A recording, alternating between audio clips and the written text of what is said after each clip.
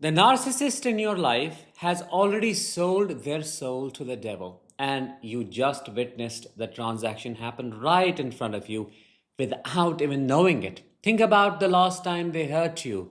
Remember how effortlessly they shifted the blame onto you, how they managed to make you feel like you were the crazy one for bringing up their behavior. That was beyond manipulation. That was someone intentionally operating from a place where their spiritual connection has been severed, where divine truth itself has been sacrificed for that kind of control they were establishing. You were watching someone who has already made the ultimate trade with darkness, someone who has turned their back on the light of their soul. Maybe it was when they promised to change after a massive fight, looked you dead in the eyes, and you saw those black eyes without any remorse. Maybe it was when they took credit for your achievements while simultaneously undermining your confidence. Maybe it was that chilling moment when you realized they could watch you cry and feel absolutely nothing, as if their heart had been spiritually sealed. These are not just random acts of cruelty. This is not just psychological. These are predictable behaviors of someone whose soul has been compromised, someone who has entered into the realm of darkness where only the demonic forces rule. I'm not saying all of this just to create hype. This is true spiritual warfare, and once you understand it, everything about their behavior starts to make perfect sense. Hi, I'm Danish, a narcissistic abuse recovery professional. Welcome to my channel.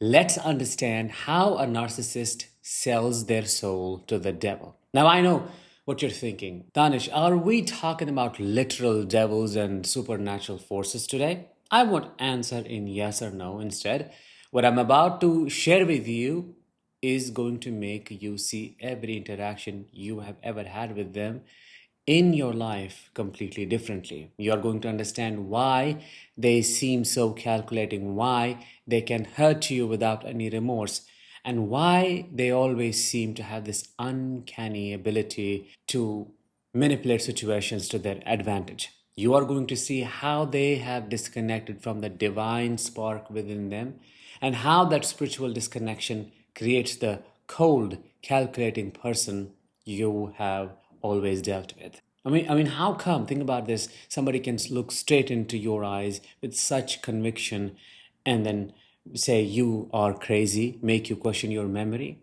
How can somebody apologize so eloquently, if they do, one day, and then repeat the same hurtful behavior the next day as if the apology was never said? How is it possible that somebody can operate by completely different rules than rest of the humanity? Someone who seems to lack the basic spiritual compass that guides most people? That is because they are demonic at their core. Whether you like this or not, whether you are a believer or not, this is the truth. The narcissist has entered into a spiritual contract that fundamentally changes how they interact with divine truth itself.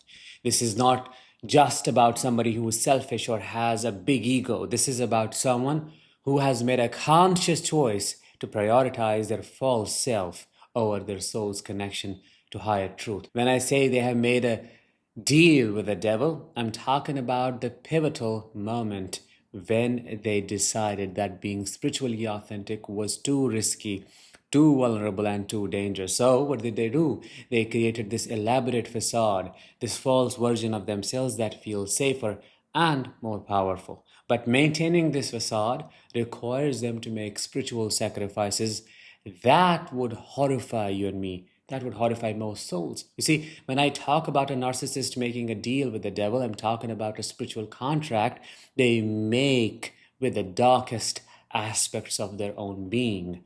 And this contract gets signed the moment they decide that their ego is more important than their soul. This is the moment they choose the illusion of earthly power over genuine divine connection. This is when they sell their capacity for spiritual love in exchange for worldly power and control. Let me paint to you a picture of how this spiritual transaction actually happens. Picture a soul who grows up in an environment where their divine worth is made conditional. Maybe They only receive love when they are perfect. Maybe they only feel safe when they are in control. Maybe they learn that spiritual vulnerability equals danger. So, what do? They create this spiritual armor, this false version of themselves that feels untouchable by divine truth. But creating this false self requires them to make their first deal with spiritual darkness. They have to agree to disconnect from their authentic soul. They have to promise to never show their true authentic self, their true divine nature. They have to commit to always being right, always being superior, better than others, and always being in control. And what is the price, you ask? They give up their ability to truly connect with other people on a spiritual as well as on an emotional level. Now, you may be wondering, why would any soul make such a terrible trade? The answer lies in spiritual survival. In that moment, disconnecting from their authentic self feels like the only way to protect their wounded soul. The narcissist looks at this deal and thinks they are getting divine power without divine responsibility. They think they are going to get unlimited admiration, control, or power over others. They think they found the shortcut to superiority without doing the inner work. In simple words, they choose easy over right. And what I'm sharing with you is not a justification, it is an explanation, because most survivors who experience childhood trauma, who experience abuse, who are not treated well, end up being empaths, right? Had trauma been the cause, then every child of a narcissistic parent would have turned into an evil monster. But that rarely happens. It's all about the choice, it's all about the sacrifice they make, it's all about what they choose to repeat and reinforce, and that is what becomes their character, which is what we call personality. Just like any deal with dark forces, with demons, the spiritual terms get worse over time. What starts as a simple trade turns into a lifetime of escalating spiritual debt. Let me show you how this progression actually unfolds on a soul level. The first spiritual payment is their divine authenticity. We all have it. They can no longer access their real soul or their true divine purpose. Everything becomes a performance. Every interaction becomes a transaction because everything is transactional. Every relationship becomes a tool for feeding their ego rather than nourishing their spirit. The second spiritual payment is their divine empathy. We all have that as well. To maintain this false self, they have to shut down their ability to truly feel what others experience. They cannot afford to care about your pain, your suffering, because acknowledging your agony may reveal the spiritual wound they are hiding from themselves. The third spiritual payment is their inner peace. Living disconnected from your soul is spiritually exhausting. It comes at a cost. The narcissist has to constantly guard against any moment of genuine connection, which may crack the facade. And that's the reason why they hate vulnerability. They become extremely paranoid that someone, you in this case, may see through to their wounded soul. And that's why you become their worst nightmare the moment you do. When the narcissist knows you know, what do? They start stepping back, they start discarding you, they start ghosting you because they know they have no power over you anymore. And they feel really ashamed of themselves. More so, they feel like a failure. The fourth spiritual payment is their divine relationships. Real intimacy becomes impossible because intimacy requires soul level vulnerability. And vulnerability is exactly what they traded away in their deal with the devil. Yes, they were surrounded by people, but spiritually isolated from every soul around them. And finally, the ultimate spiritual payment is their connection to divine truth itself. They become so invested in their false narrative, in their false self, that they lose the ability to distinguish between spiritual truth and their illusions. They start believing their own lies, self gaslighting. They become trapped in a spiritual prison of their own making, cut off from the light of divine wisdom. You have seen how they can lie with complete conviction. Where does that come from? It's as if they have lost their connection to truthfulness. You have witnessed how they can hurt you and then act like nothing happened. Their soul is dead. Their conscience has been silenced. They did it to themselves, nobody else. You have experienced how they can twist reality to make you question your own intuition and spiritual perceptions, your discernment. This is because they are operating from this place where they have already shunned light and made the dog trade. They've already chosen their false ego, their false self over their authentic soul. They're dead. There is nobody that you can save. The decision has been made.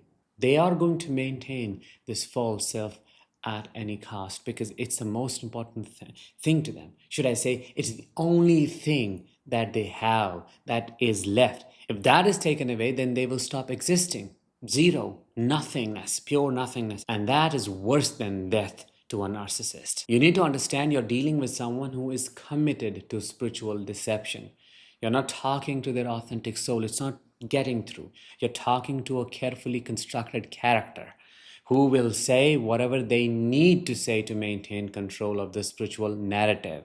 You need to accept this because this understanding will give you clarity. When you allow yourself to fully understand that the narcissist has chosen delusions over divine reality, you will stop expecting them to suddenly become spiritually reasonable or to accept God. When you understand that they have traded their soul's empathy for everything that is so temporary, you will stop expecting them to care about how their actions affect your spirit because they do not care. Make a choice that changes your future.